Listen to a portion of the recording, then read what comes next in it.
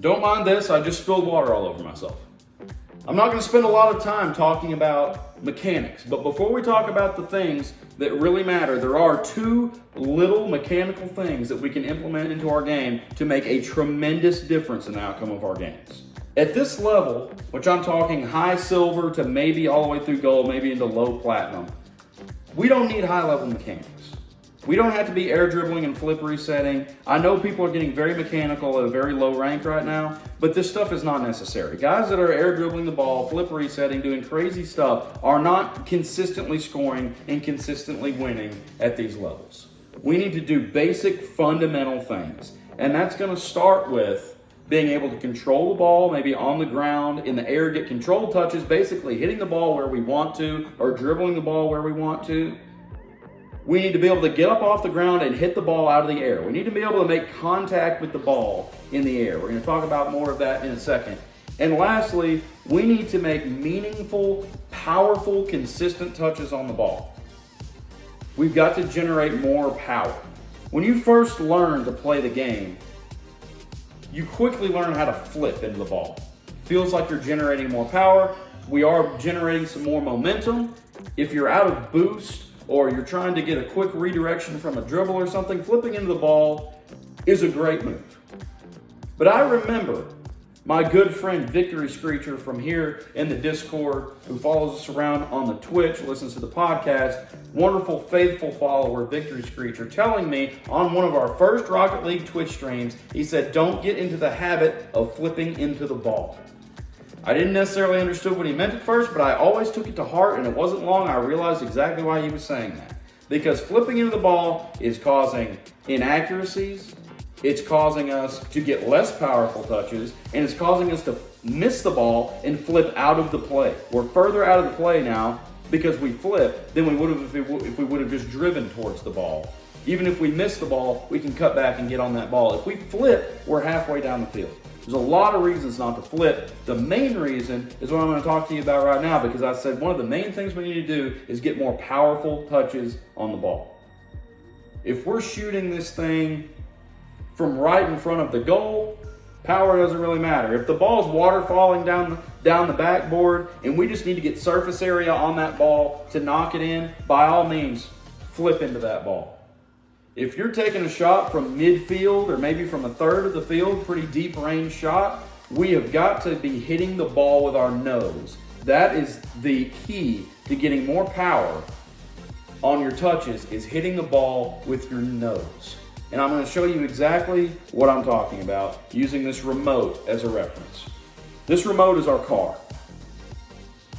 The car rotates on an X and Y axis. We can flip sideways, forward, diagonal. Whatever we want to do, we're rotating around an axis. So we're going to use the front flip as our example here, because that's usually what we're trying to do to generate power. To take a shot, we're trying to flip into the ball with a front flip. Notice what part of the car is moving the most. The nose and the tail are moving the most as they're rotating around this midpoint, this fulcrum point where the car swings. Notice what's not moving. The middle, right above that fulcrum point, which would be maybe your windshield, top of your hood, the roof of the car, those aren't moving. So while we may generate some momentum flipping into the ball, if my fist is the ball, we're flipping into the ball and we're hitting it with our roof or we're hitting it with the top of our hood, we are not generating any more power. We're generating a little bit more momentum by speeding our car up. We're accelerating when we flip. But this is lag. This is whip. It's like a golf swing. It's like a hockey shot. Creating lag and whip by rotating around this fulcrum point, whereas right above the fulcrum point is not whipping. There's no lag. That part of the car is moving at the same speed that you were moving before you flipped, or as you flipped. It's moving the same speed as the rest of the car, while the nose of your car is snapping. The tail end of your car is snapping. So you say, well, why do I have to hit it with the nose if the tail is moving at the same speed?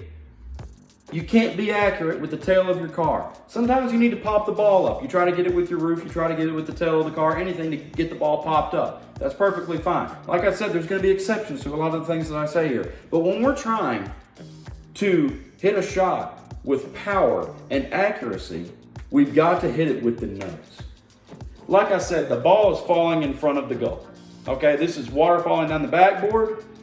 We can flip into it, get some surface area on the ball, whatever it takes, throw the car at the ball and get contact, you push it in, make the goal. But what about when the ball comes off the backboard and bounces back to midfield and you're the man that's back there ready to take a shot? You need to jump up and you need to snap some power into this thing to keep the opposing team from being able to save this. If you hit it with the roof of your car, it's going to slow flop down there and roll towards the goal. Or you're going to miss-hit it, you're going to catch it with the tail, it's going to flip back up against the backboard, shoot straight up in the air and go over your head and down to the opponent's goal. We got to hit the ball with the nose. Not only is that where we're getting our snap, we're getting our power as we flip into that ball, we jump up, we flip into the ball, we're also hitting it exactly where we are aimed. Our aim may not always be good, but I can promise you if the ball is in between the goal and your car and you are facing the goal and you snap the nose at the proper timing at that ball towards the goal, the ball is going to go exactly where you're aimed. Instant feedback. If my aim's off, it's not going in the goal. If my aim's on, it's going right at the goal. We got to hit the ball with our nose. Something I see a ton is a slow floater in the air, somebody waiting for it to come down and flipping under it. Going early, flipping under it. Or they come up and they jump up and they flip and they hit it with the roof of the car and smack it right down in front of them. No meaningful touch, no power on that ball. Not to mention now you flipped out of the play. Me, when I do that, a lot of times my timing is off. I snap it down too low. I put it into a bouncing shot. Has a lot of power, but I smack it into the ground. That's something I'm personally working on. There's those of us that need to work on hitting it with the nose of our car instead of the roof. I need to work on hitting it in a straight line or hitting the ball on a proper trajectory rather than stabbing it into the ground. The only other mechanical thing that we need to be able to do that I mentioned is we've got to start hitting the ball out of the air. And I'm not talking about taking shots on net from out of the air. I'm not talking about air rolling and trying to get crazy angle touches in the air. All I'm talking about is on the defensive end, when the ball is slowly falling or slowly floating directly at the goal, we need to be able to get up there and meet that ball. We need to be able to get up there and slow the play down. If somebody's trying to air dribble it on us, if the ball's coming off the wall directly towards the goal, it's going to be a high save. At the top corner, we've got to get up off the ground. Jumping is not doing it anymore. We've got to jump and boost and get up to that ball. Dustin was talking about it the other day. He said, I've got to work on my aerial game. It's almost crucial, completely necessary on the defensive end. No longer can we sit in the goal and wait for the ball to come to us. I can promise you the opponents are not waiting for the ball. They are going to smack it on your head. They are trying to get to it as quick as they can to smack it with power right into you or into your head or into the goal before you have a chance to get up there after it. That last man back on defense, all he's got to do is make that opponent do something different. That ball's floating down towards him slowly. Get up there and challenge it. Get up there and make them do something different. Make that ball, get a 50. Make the ball pop out somewhere else. Give your teammates time to get back on defense by getting up there after that ball quickly. Dustin was just talking about it the other day. He said, I've got to learn some aerial. I've got to be able to get off the ground. You couldn't be more right, Dustin. The only way to get better at that is to do it. And as we're going to talk about some rotations and positioning and stuff later, we shouldn't be afraid to whiff the ball. We should always have backup. We shouldn't be afraid to whiff the ball. If you're the last man back, you got to go make a challenge. Get up off the ground and go make a challenge. Aerial is one of the easiest things to get good at, or at least just making contact with the ball, making a consistent touch on the ball. It's extremely easy to get good at because all you have to do is do it, and there's a billion training packs of going up after the ball. Figure out how to get up off the ground quick, get a touch on the ball, whatever that may look like. There are so many defensive possessions that we get scored on because we're not getting a stop back there because we're waiting for the ball to land. We need to get up there and get a touch on that ball quick.